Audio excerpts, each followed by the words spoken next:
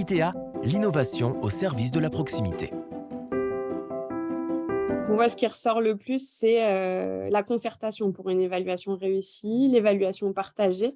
Donc on parlait tout à l'heure du choix des indicateurs, mais au final d'une association peut-être régulière, d'une mobilisation régulière des acteurs pour l'évaluation et donc la question cruciale des indicateurs.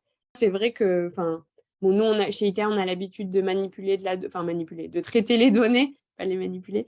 C'est vrai que le choix des indicateurs, c'est quand même quelque chose qui est assez crucial et peut-être qu'on ne se pose pas assez la question au moment où on lance le plan d'action et que ça nécessitera des ajustements par la suite. Mais résultat, peut-être que les premières années ont un risque d'être des années blanches en termes d'évaluation si on n'a pas bien déterminé les indicateurs.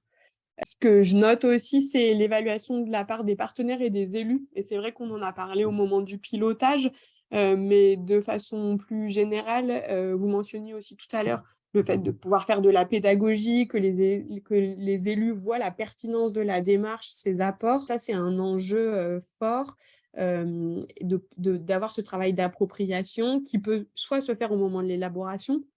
Nous, on le voit, hein, dans les collectivités qu'on accompagne, cet enjeu d'appropriation dès le début, qui est important. Et après, ce que vous évoquiez aussi, Nathalie, c'était le fait peut-être que de montrer les réalisations de la CTG, ça pourrait participer à ce travail de pédagogie et de montrer la pertinence de la démarche. Et peut-être que ça, c'est quelque chose à imaginer un peu peut-être sous forme de temps fort, régulier, pour montrer qu'est-ce qui a été mis en place, quels sont les effets produits, à la fois pour les agents, pour les partenaires, peut-être aussi pour les usagers, mais pour les élus, d'avoir quelque chose de très concret, un peu de retour sur investissement. Donc ça me semble quelque chose qui peut être mis en place.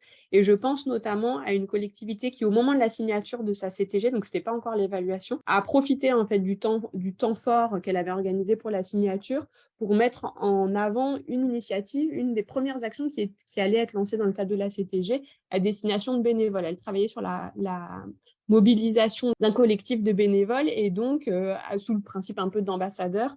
Et donc, ils ont profité de la cérémonie de signature pour remettre, je ne sais plus si c'était un diplôme ou quelque chose, aux ambassadeurs qui incarnaient au final une des premières actions de la CTG. Et je trouvais que c'était intéressant de mixer les deux puisque ça donnait une assise très concrète à un dispositif qui peut sembler abstrait.